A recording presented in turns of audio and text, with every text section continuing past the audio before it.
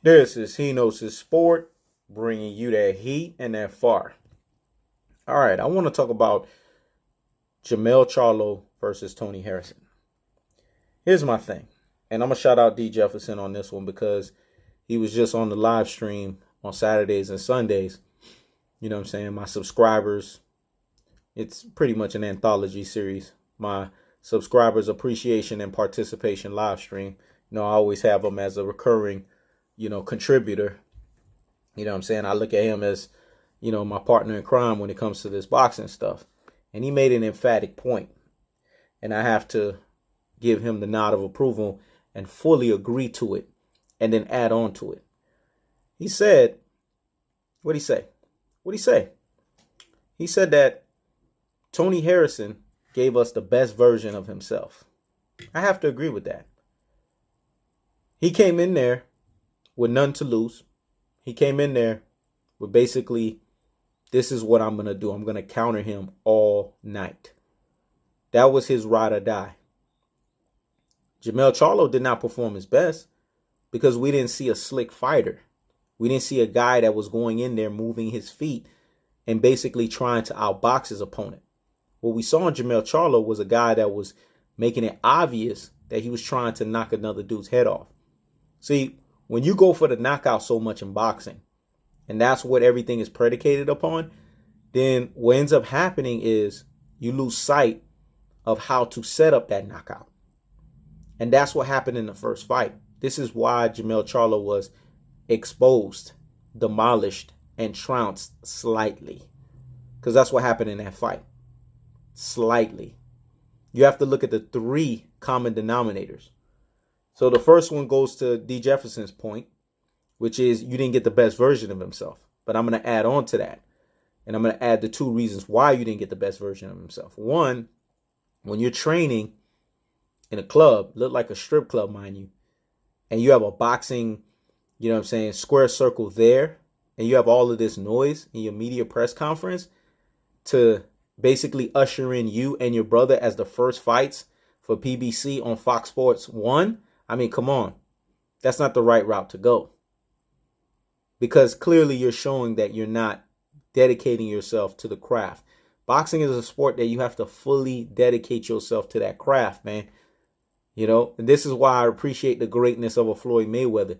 Because you could say what you want about him outside of the square circle, but in that square circle, he dedicated himself. So I'm going to say it again, in so much so that he abstained from drinking and he abstained from smoking, man. He made sure that his body was a temple so that it can give him the longevity. And boy, did it not fail him. Andre Ward, to a lesser degree, did that. I think towards the end, he was having some cocktails here and there. I saw that, in the celebration with the Kovalev. I saw some cocktails there. But for the most part, he tried to do that as well, too. Fighters have to be disciplined to their craft. There's stories out there that Earl the Truth Spence drinks. I don't know. I haven't seen him do it. There's nothing out there. What I can attest to is what I saw with Andre Ward, because I saw cocktails that he was sipping on, you know what I'm saying? And he did sound a little slurry, and he was right there with Andre Berto after he won against Kovalev. I saw that with my own eyes, so I can attest to that. But I haven't seen anything with my own eyes with Earl Spence. Has there been moments where Earl Spence has been more animated in interviews or when he's been caught on wax on video? Yeah, but we still can't allude to that. And see, that's the thing with me. I'm not like all these other people. I'm not going to go into speculation. I'm not going to say something unless the proof is there. It has to be obvious.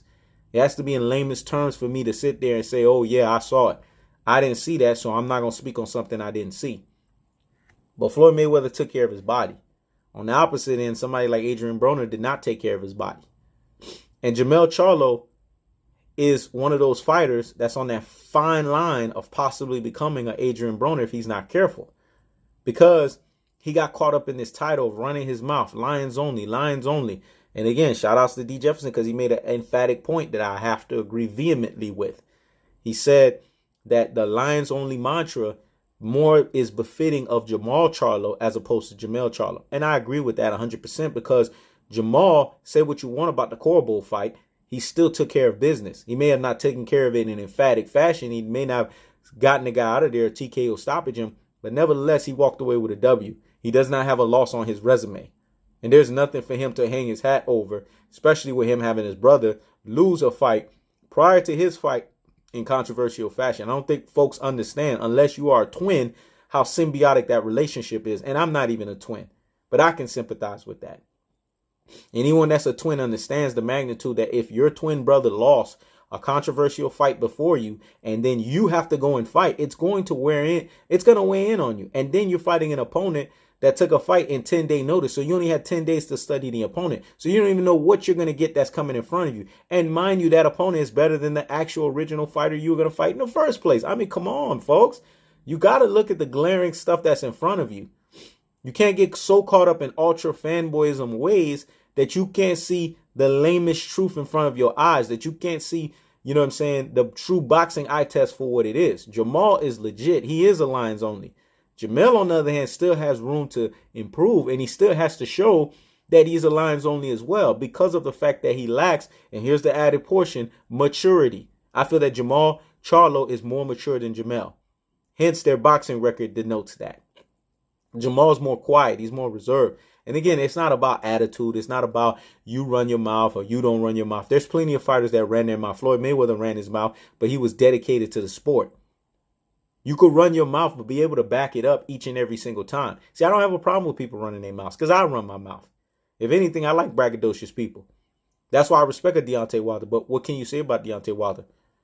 40 times he's been put up in the test, 40 times he's excelled.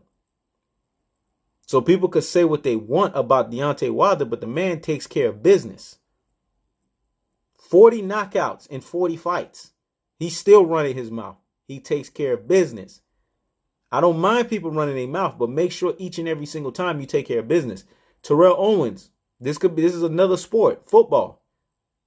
Considered team obliterated and all that, but he always showed up. That Super Bowl when he played, you know what I'm saying, on the Philadelphia Eagles. He got scrutinized when he was with Donovan McNabb, right? Scrutinized, right? But he showed up and showed out. Go look at his numbers. The man ran his mouth, but go look at his numbers. When he played with Tony Romo and he started becoming a pariah, team obliterated.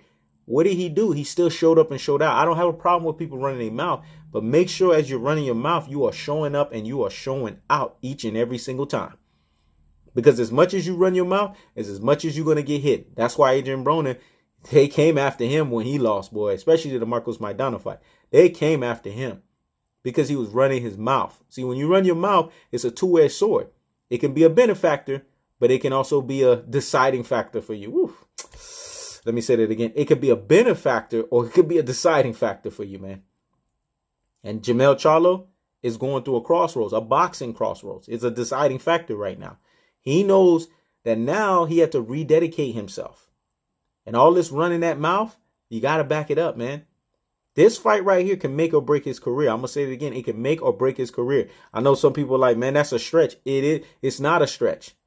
Because when you have a fighter that runs their mouth to that magnitude and that's doing what he's doing, he needs to reestablish himself at the super welterweight division, 154 pounds. Because right now, that division is out of whack. We don't even know who's the definitive guy in that division. He done messed around and lost. Jarrett Hurd done messed around and lost. Now we got two champions that we didn't even think were going to be champions, J-Rock and Tony Harrison. But folks have to see that for what it truly is. So Jermall Charlo has a lot to prove come fight night. He has a lot to prove, man. And if I was him, like my moniker, he's going to have to bring that heat and that fire. I'm going to say it again. Like my moniker, he's going to have to bring that heat and that fire. And if he doesn't, I'm sorry, man. Lions only is going to become half Lions only. I'm going to say that again. It's only going to become half Lions only. Say what you want about Jermall Charlo, but you got to put respect on his name. There's a reason why Canelo Alvarez is ducking him.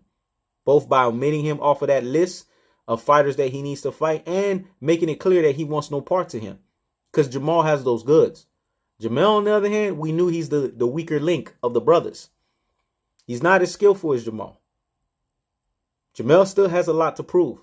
But nevertheless, I still think he's skillful enough to beat Tony Harrison. I don't think we got the best Jermall Charlo in that fight. And I think this time around, he's going to listen to Derrick James's game plan to the T. Because people are sitting here knocking Derrick James' game plan. Well, how come Errol the Truth Spence is dominating the way he's dominating in Derrick James' game plan? People forget about that. You know what I'm saying? This is what makes me laugh when people say this nonsense. Look at Errol the Truth Spence. Look at his record. Look at his resume. Isn't he following Derrick James' game plan? Doesn't he spar with Jermall Charlo? I mean, come on. See, what people don't understand is a trainer can lead you to the well, but the fighter has to drink the water. I'm going to say it again. The trainer can lead you to the well, but the fighter has to drink the water. They have to be the one to make that determination that they are going to be dedicated to their craft, which is the sport of boxing. Boxing is not an easy sport, man. It's not made for everyone. Everyone's not built to be in that square circle. So I have respect for any fighter that steps into it. But you best believe that if you're going to step into that square circle, you have to dedicate yourself. You got to dedicate yourself to that craft, man. You can't half-ass it. Because if you half-ass it, it will half-ass you. I'm going to say that again. If you half-ass it, it will half-ass you. And that's what happened in the Tony Harrison fight. He was looking ahead. Same mistake that Jarrett Hurd did against J-Rock. Looking ahead. They were looking at each other. Jermall was looking at Jarrett and Jarrett was looking at Jermall. They forgot there was other guys in the 154-pound division that were dangerous. That were what we call X factors. They could potentially pull upsets. And that's exactly what happened. We got 2 upsets, man. So people that sit here and say that the sport of boxing is dead, I don't know what y'all talking about. Because right now, the 154-pound division is probably, arguably, the most exciting division right now because we don't have a definitive guy there. Whereas in the other divisions, you could look at definitive guys. You can't say that at 154. So when Jermall Charlo fights Tony Harrison in this rematch, I think you're going to see a different Jermall Charlo. You're going to see a guy that's going to establish his jab from the jump and that's going to use his footwork. And that's not going to get caught up in this nonsense of he has to go in there and rip a guy's head off. That's not going to happen in this fight. We've already seen the best of Tony Harrison. We just haven't seen the best of Jermall Charlo. And I believe when they fight in their rematch, Jermall Charlo is going to win in emphatic fashion, either by unanimous decision or he's going to win by via a late knockout. But I think he's going to do it the right way. He's going to use boxing fundamentals. And he's going to establish everything with the jab, and he's going to move his feet.